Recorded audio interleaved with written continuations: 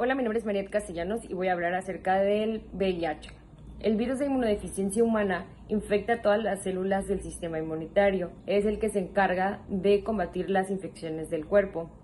Este virus lo que hace es alterar o anular la función del sistema inmune. La infección produce un deterioro progresivo del sistema inmunitario, por lo cual le llamamos inmunodeficiencia. Se considera que el sistema inmunitario es deficiente cuando deja de poder cumplir su función de la lucha contra las infecciones y las enfermedades. El síndrome de inmunodeficiencia adquirida, SIDA, es un término que se aplica en los estadios más avanzados del VIH y se define por la presencia de alguna de las 20 o más infecciones oportunistas o cánceres relacionados al VIH. En la clasificación de los estadios del VIH vamos a encontrar el estadio 0, que es donde se presenta completamente asintomático y se va a presentar como una gripe común. En el estadio clínico número 1 va a seguir siendo asintomático, pero se puede presentar una linfadenopatía generalizada persistente. En el estadio clínico número 2 va a haber una pérdida de peso moderada sin causa aparente, infecciones respiratorias superiores e inferiores. Puede haber herpes zóster y manifestaciones mucocutáneas.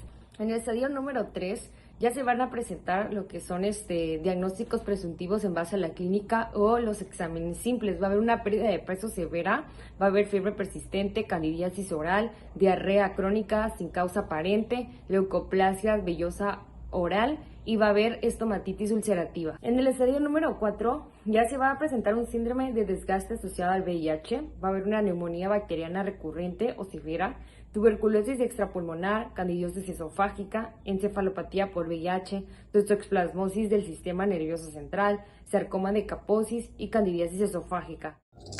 A continuación voy a explicar los mecanismos de transmisión del VIH. De manera muy breve, se da la infección a partir de la transmisión de sangre infectada o secreciones corporales, como lo son leche materna, semen, secreciones anales y secreciones vaginales. Las maneras más comunes de contraer o transmitir el VIH son 4 principales. La primera es tener relaciones sexuales vaginales o anales en las que existe un receptor y un insertor. La segunda es mediante el uso de agujas, jeringas y consumo de drogas, donde se comparten jeringas ya utilizadas y pueden contraer la infección mediante el torrente sanguíneo. La tercera es mediante cortes, heridas o llagas, que es una herida expuesta a estas secreciones ya mencionadas. Y la última es de madre a hijo o perinatal mediante el embarazo. Bueno, a continuación les voy a hablar sobre los signos y síntomas que pueden presentarse posterior a la infección por el virus. Se dividen en 3 etapas. La primera etapa se presenta de 2 a 4 semanas después del primer contacto y en esta se presenta fiebre, dolores de cabeza, dolores musculares y articulares, erupciones en la piel, dolores de garganta, ganglios linfáticos inflamados, que son los bultos que se forman en la garganta, principalmente en la garganta, diarrea, pérdida de peso, tos y sudores nocturnos. Estos síntomas suelen ser muy ligeros, por lo que se puede confundir con cualquier otro malestar. Sin embargo, siempre se tiene que tener en cuenta la posibilidad si se sospecha de un posible contagio. Las siguientes etapas, que es la segunda, que es el periodo de latencia o periodo asintomático. En esta etapa no se va a presentar algún síntoma. Eso no quiere decir que el virus no esté presente. Sin tratamiento, esta etapa puede durar muchos años y desarrollarse enfermedades o complicaciones mucho más graves. En la siguiente etapa, que es la infección por VIH sintomática, bueno, pues en esta los síntomas son como los de la etapa aguda, pero en estos, los síntomas ya son crónicos. Diagnóstico del VIH-Sida, pues se utilizan ciertas pruebas que tienen o ciertos algoritmos ya determinados. Estos pues sirven pues obviamente para determinar si la persona está infectada con el VIH. No, como ejemplos está lo que es la prueba ELISA. Esta pues son las primeras pruebas de tamizaje y estas se realizan cuando hay una sospecha de que la persona está infectada con el virus del VIH. La siguiente prueba son las pruebas rápidas. Estas son métodos para la detección de anticuerpos estas contra el VIH. En esta se puede realizar la prueba tanto en suero, plasma y sangre y fluidos orales. El resultado de estas pruebas son, como su nombre lo dice, son pruebas rápidas, entonces se obtienen en pocos minutos. Como siguiente está lo que es la Western Blot, que esta pues son pruebas ya más confirmatorias, y esta pues es el método más empleado para la confirmación del VIH. En cuanto al tratamiento, pues los fármacos más utilizados son los antirretrovirales. Pues estos son los más indicados para la infección del VIH. Estos actúan en combinaciones de 3 o 4 antirretrovirales, y esto se conoce como una terapia antirretroviral altamente activa. Esta pues favorece la calidad de vida de la persona pues ya infectada con este virus. En esta, pues antes de iniciar el tratamiento con estos antirretrovirales, pues se realiza lo que es una valoración integral de la persona, que incluye pues lo que son los aspectos físicos, psicológicos y socioculturales. En cuanto a nuestra labor como enfermería, pues nosotros vamos a intervenir para favorecer la adherencia pues de estos medicamentos. En cuanto a lo que es la valoración de la situación de la persona y su familia, vamos a elaborar un plan personalizado para la administración de estos medicamentos. Bueno, como siguiente punto vamos a hablar sobre los grupos de vulnerabilidad de contraer lo que es la infección de VIH. Bueno, los grupos más susceptibles de contraer esta infección son aquellos debidos a sus determinados comportamientos de alto riesgo que corren mayor riesgo de contraer la infección del VIH. Independientemente del tipo de epidemia y el contexto local, a menudo también existen cuestiones legales y sociales relacionadas con esos comportamientos que aumentan la vulnerabilidad de contraer la infección. Según la Organización Mundial de la Salud, existen 5 grupos de poblaciones que pues son susceptibles a contraer lo que es el VIH. La primera es los hombres que tienen relaciones sexuales con hombres, lo que son los reclusos, los consumidores de drogas inyectables, los trabajadores de sexo y los transexuales son los grupos de población con mayor riesgo de contraer lo que es la infección por el VIH.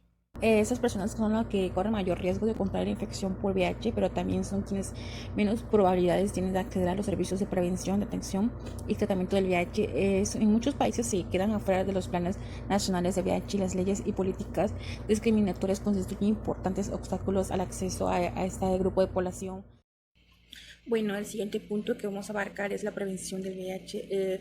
Aquí es muy importante que todo el mundo sepa las medidas preventivas para la infección del VIH. La educación y el asesoramiento y las modificaciones conductuales son una base de estrategia para la prevención de la infección del VIH. El único método definitivo para prevenir lo que son las infecciones de transmisiones sexuales, como hablamos ahorita, lo que también es el VIH y otras infecciones de transmisión sexual, es la abstinencia a las relaciones sexuales. Sin embargo, no es factible y por ello otro método preventivo son el uso de preservativos, que reduce de manera considerable el riesgo de la transmisión. Se debe recordar que esto no es 100% eficaz, pero previene la transmisión de lo que es la infección del VIH cuando se utilizan con fines anticonceptivos. Y las personas que han tenido relaciones sexuales con varias, que se hagan revisiones de VIH y otras infecciones de transmisión sexuales. También no compartir agujas. Es una manera preventiva que no lo hagan. Y el uso de drogas inyectables también. A continuación voy a explicar la relación binomio VIH-tuberculosis o tuberculosis-VIH, entendiendo que una persona con VIH tiene un sistema inmunosuprimido y una infección respiratoria, como lo es la tuberculosis, que se da por la bacteria Mycobacterium tuberculosis principalmente. Entrará a la persona con VIH de manera oportunista y mantendrá una infección ya sea latente o activa, que es la principal que querríamos evitar. Las manifestaciones clínicas son tos, de cualquier manera, fiebre, pérdida de peso y sudoración nocturna, además de cavitación pulmonar, que se vería en una radiografía de tórax. La tuberculosis puede ser de manera pulmonar de un 60-87% de frecuencia en pacientes con VIH, que afecta directamente pulmones, pleura y ganglios, y de manera extrapulmonar que afecta del 30 al 40% y principalmente otros órganos que no sean los pulmones, que serían, por ejemplo, el hígado, intestinos y meninges. Bueno, para finalizar, voy a mencionar algunas de las complicaciones que conlleva este padecimiento, que va desde el sistema respiratorio hasta afecciones en el sistema inmune. Bueno, comenzando con el sistema respiratorio, puede ir desde una simple sinusitis, sinusitis crónica, hasta bronquitis, neumonías, y las neumonías variadas en sus distintos tipos, ya sea bacterianas o por hongos. También puede haber tuberculosis. Y bueno, pues también hay alteraciones en el sistema cardíaco, como afecciones como insuficiencia cardíaca, cardiopatías coronarias, alteraciones en la bucofaringe, en la boca pueden aparecer llagas, faringitis, candidosis por cándida. También hay alteraciones en el sistema renal, pueden haber nefropatías, hasta infecciones en el sistema genitourinario. También hay alteraciones en el sistema endocrino que pueden ir desde hiponatremias hasta hipotiroidismo. Y bueno, pues en el sistema inmune se puede dar lo que es la hipersensibilidad inmediata exagerada, y estos solamente son algunos de las tantas complicaciones que existen, y debido a ello es importante acatar las indicaciones en base a la información, no nada más aquí ofrecida, sino también a las distintas fuentes de información a las que tenemos acceso.